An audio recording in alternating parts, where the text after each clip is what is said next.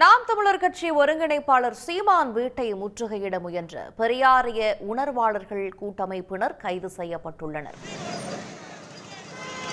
நாம் தமிழர் கட்சி ஒருங்கிணைப்பாளர் சீமான் பெரியாருக்கு எதிராக சர்ச்சை கருத்துக்களை வெளியிட்ட நிலையில் அவருக்கு எதிராக 30க்கும் மேற்பட்ட இயக்கத்தினர் சீமான் வீட்டை முற்றுகையிடுவதற்காக இன்று போராட்டத்தை அறிவித்திருந்தார்கள். அவர் நீலாங்கரையில் அமைந்திருக்கக்கூடிய சீமானினுடைய வீட்டை முற்றுகையிடுவதற்காக பெரியாரிய உணர்வாளர்கள் உட்பட 30க்கும் மேற்பட்ட இயக்கத்தினர் நீலாங்கரையில் குவிந்திருந்த நிலையில் அவர்கள் தற்போது கைது செய்யப்பட்டிருக்கிறார்கள்.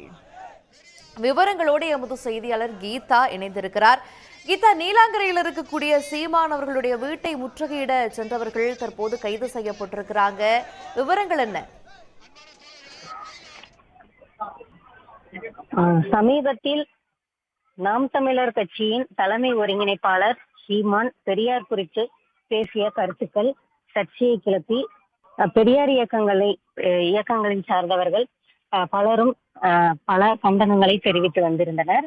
அதன் தொடர்ச்சியாக இன்று நாம் தமிழர் கட்சியின் தலைமை ஒருங்கிணைப்பாளர் சீமான் அவர்களது வீட்டை முற்றுகையிடும் போராட்டத்தில் 30க்கும் மேற்பட்ட பெரியாரிய இயக்கங்கள் இன்று போராட்டத்தில் ஈடுபட்டனர்.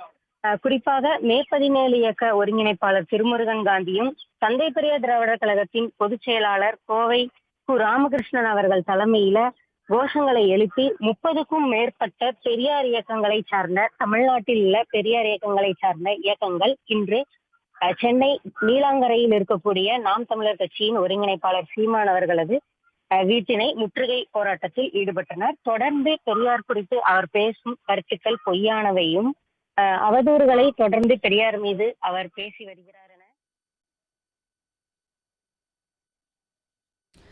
பெரியாருக்கு எதிராக சர்ச்சை கருத்துக்களை பேசி வந்த சீமானுக்கு எதிராக பெரியாரிய உணர்வாளர்கள் 30க்கும் மேற்பட்ட இயக்கத்தினர் பெரிய போராட்டத்தை முன்னெடுத்திருக்கிறார்கள். தற்போது அவர்கள் கைது செய்யப்பட்டிருக்கிறார்கள். உடனுக்குடன் செய்திகளை தெரிந்து கொள்ள சன் நியூஸ் பெல் ஐகானை கிளிக் பண்ணுங்க.